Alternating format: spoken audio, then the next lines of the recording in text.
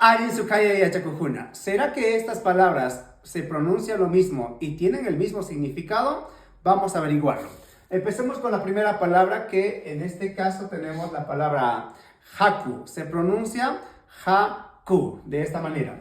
Y tenemos aquí que esta palabra se pronuncia haku, haku, por el hecho de que tiene ahí un apóstrofe. Entonces, esta se pronuncia como haku y esta se pronuncia como haku. En cuanto a significado, los dos son diferentes, porque esto es del verbo, en cambio esta es del sustantivo, que esta significaría harina y en este caso pues el imperativo de vamos.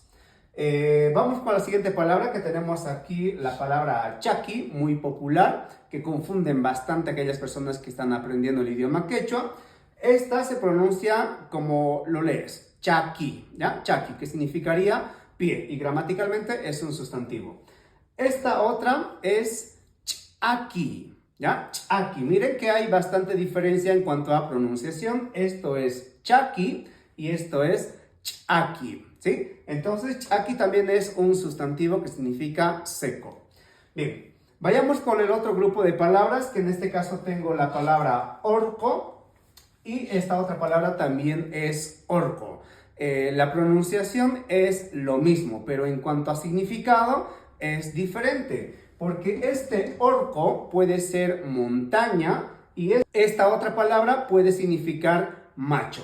Vayamos con la otra palabra, que pacha, también pacha, pero en cuanto a significado son diferentes. Porque esta pacha puede ser la tierra, en cambio este otro pacha puede ser de tiempo.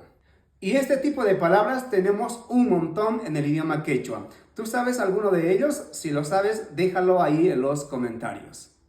Ajina kaspaka yachakujuna wa kutikama kachun.